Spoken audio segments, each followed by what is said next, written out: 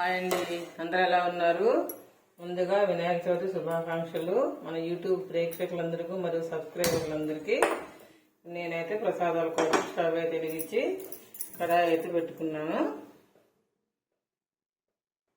మనం ప్రసాదాలు అయితే తయారు చేసుకుందాము. ఒక్కో పిండితో 4 రకాల ప్రసాదాలు. అందుకోసం నేను ముందుగా కడాయి పెట్టి అందులో 2 గిన్నెల వాటర్ అయితే వేసుకుంటున్నా. ఇలా వాటర్ వేసుకోవాలి. ఇది మరగవాలి. బాగా మరిగేటప్పుడు ఏమేమి వేసుకోవాలో చెప్తాను. ఇలా నీళ్లు మరుగుతున్నప్పుడే కొంచెం ఒక చిటికెడు ఉప్పు అయితే వేసుకుందాము.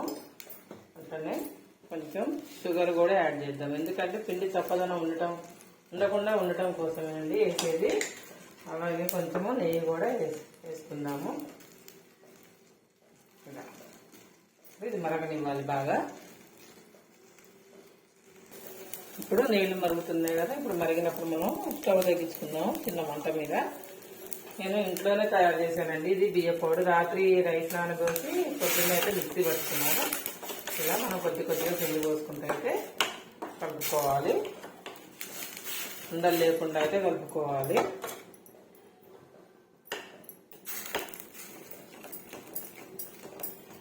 ఇప్పుడు స్టవ్ ఆఫ్ చేసుకోవాలి మనం ఇలా కలిపేటప్పుడు. ఇప్పుడు ఇది చల్లారే వరకు మనం దించుకొని పక్కకైతే పెట్టుకుందాము. ఇప్పుడు మనం పూర్ణం కోసం అయితే అది నైవేద్యం తయారు చేసుకుందాము. కొబ్బరి పూర్ణము. దానికోసం ముందుగా అయితే కొద్దిగా నెయ్యి అయితే వేసుకుందాము. ఇలా ఒక 2-3 స్పూన్లు అయితే నెయ్యి వేసుకోవాలి. ఇలా తురిమి పెట్టుకున్న కొబ్బరిని అయితే నేతులు బాగా వేయించుకోవాలండి. మంచిగా బ్రౌన్ కలర్ వచ్చేంత వరకు.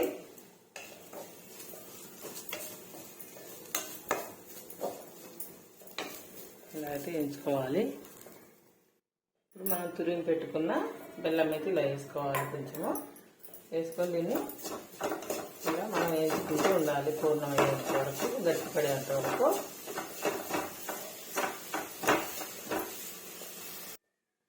ఇలా బెల్లం కరిగిన తర్వాత మనం యాలక్కాయలు అయితే వేసుకోవాలి దంచుకొని. ఈ పూర్ణం అంతా గట్టిపడాలి బాగా.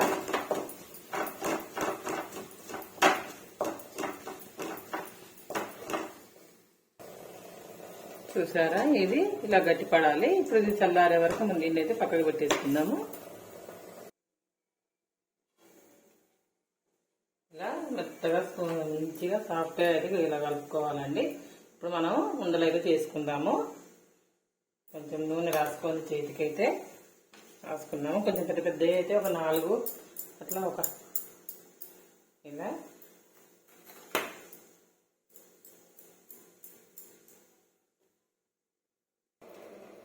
ఇప్పుడు ఇలా చేసుకున్నాం కదండి. ఇవైతే పూర్ణం కొడుములు, ఈ జిల్లేడుకాయలు, ఈ మోదకాయల కోసం అండి. ఇలా చేసుకుని పెట్టాక ఇలా కొన్ని ఉండ్రాల పాయసం కోసం అయితే కొద్దిగా ఇలా తీసుకోవాలి. పిండి పక్కకు పెట్టుకోవాలి. అరిటాకు అయితే నెయ్యి రాసుకోవాలి. నెయ్యి రాసుకొని దీన్ని ఇప్పుడు మనము చపాతీలాగా అయితే ఒత్తుకోవాలి. కొంచెం నీళ్ళు అద్దుకుంటూ పగలకుండా చుట్టూ ఇలా జిల్లేడుకాయల కోసం అయితే ఇలా చేసుకోవాలి. ఒత్తుకోవాలి. కొంచెం చుట్టూ పగుళ్ళు రాకుండా అయితే ఒత్తుకోవాలండి.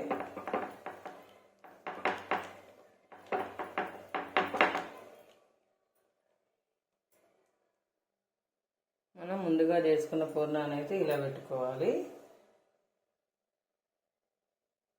కొబ్బరి పూర్ణం చేసుకున్నాం కదా, ఇలా పెట్టుకొని ఇప్పుడు మనం దీన్ని ఇలా మడుచుకొని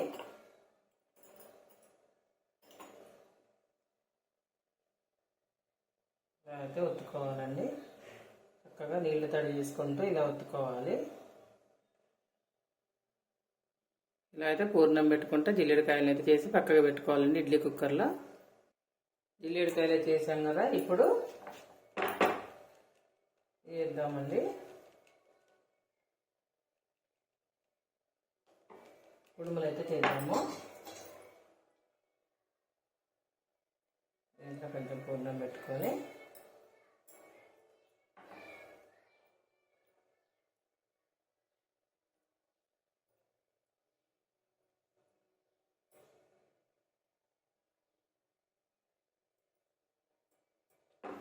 ఇలా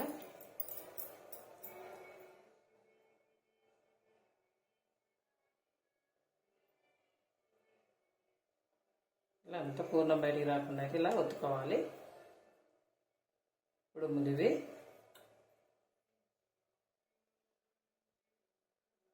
ఇలా చేసుకొని పక్కకు పెట్టుకోవాలి.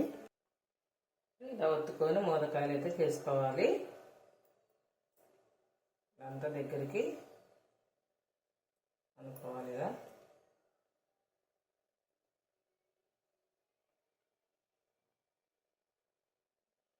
ఇలా ఒక చిన్న చాకు తీసుకొని ఇలా కొంచెము షేప్ కోసం అయితే ఘాట్లు పెట్టుకోవాలి.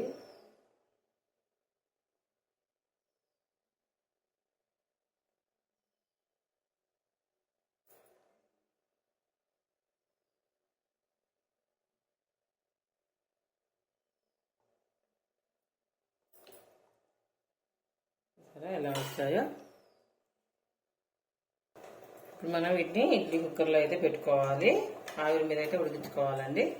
ఇలా అన్ని ముందుగా రెడీ చేసి పెట్టుకున్న వాటిని ఇలా కుక్కర్లో పెట్టుకొని అయితే మూత పెట్టుకొని జస్ట్ 10 నిమిషాలు అయితే ఉడికించుకుందాము. మూత పెట్టుకుందాము. వీళ్ళు మన చిన్న చిన్న ఉండ్రాలు అయితే చేసుకుందాం. ఉండ్రాల పాయసం కోసం చక్కగా ఉడికిపోయినాయండి పూర్ణాలు, కుడుములు, జీడికాయలు అయితే. ఇప్పుడు దించి పక్కగా పెట్టుకుందాము. కుడుముల పాయసానికి అయితే కళాయి పెట్టుకున్నాము. దీంట్లో అయితే వాటర్ వేసుకుందాం. ఇప్పుడు కడాయి వేడైతే అయింది. కొద్దిగా నెయ్యి అయితే వేసుకుందాము. దీంట్లో మనం సన్నగా కట్ చేసుకున్న కొబ్బరి ముక్కలను అయితే ముందుగా వేయించుకొని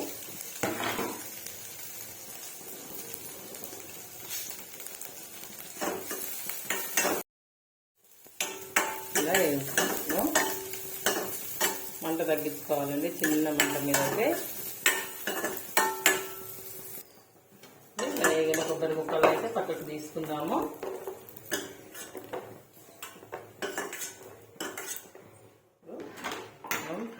ఉండాల పాయసానికి అయితే ఇలా వాటర్ యాడ్ చేసుకుందాం. 1 గ్లాసు. ఇక మరిగేటప్పుడు మనం కొద్దిగా బియ్యం నూక అయితే తీసుకుందాము. మనం బియ్యం పట్టిన తర్వాత జల్లించుకుందాం. నూక అయితే ఉంటుందిగా. ఎందుకంటే ఈ నూక వేసుకోవడం వల్ల మనకు పాయసం అయితే చాలా చిక్కగా వస్తుంది. ఇలా ఉండలు లేకుండా అయితే కలుపుకోవాలి.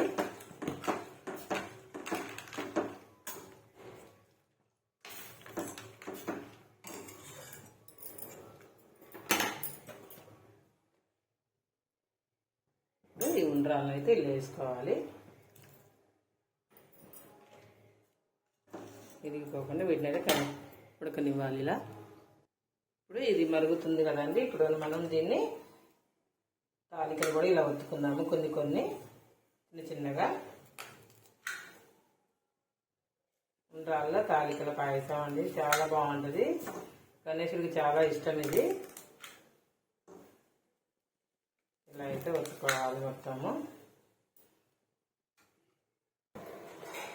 ఇలా ఉడుకుతున్నప్పుడు మనం 1 గ్లాసు చిక్కటి పాలు అయితే పోసుకోవాలి. ఇలా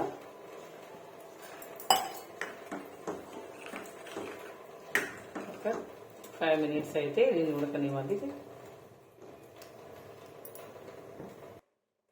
ఇప్పుడు పాలు ఉడుకుతుందండి మంచిగా. ఇలా ఉన్నప్పుడు మనం యాలక్కాయలు అయితే వేసుకోవాలి. అలాగే వేయించి పెట్టుకున్న కొబ్బరి ముక్కలు కూడా వేసుకోవాలి.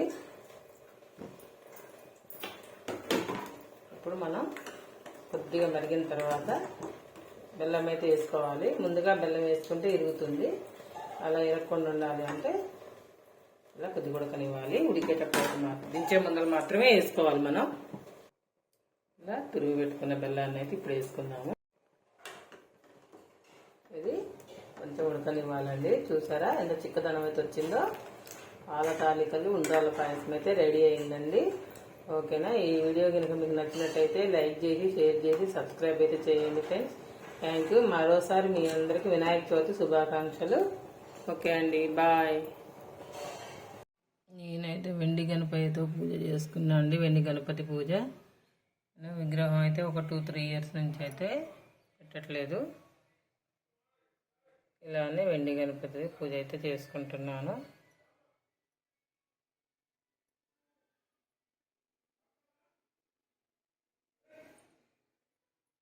ఎందుకో నాకు గణపతిని తీసుకొచ్చి మనం అన్ని రోజులు పూజ చేసి మళ్ళీ ఆయన నీళ్ళల్లో వదిలేసి రావాలంటే నాకు చాలా బాధ అనిపిస్తుంది. అందుకే నేనైతే ఇలా వెండి వినాయకుడి పూజ అయితే చేసుకుంటాను. ఎందుకంటే ఆయన మన ఇంట్లోనే ఉంటాడు కాబట్టి. అయితే నా అభిప్రాయం, అందరూ అలా చేయాలని అయితే లేదు. నేను చేసిన ప్రసాదాలు అయితే ఇలా ఆయనకు సమర్పించుకున్నాను. ఓకే అండి, థ్యాంక్ యూ. ఈ వీడియో చూసిన వాళ్ళందరూ లైక్ చేసి, షేర్ చేసి, సబ్స్క్రైబ్ అయితే చేయండి. వినాయక చవితి శుభాకాంక్షలు మరోసారి చెప్తున్నాను.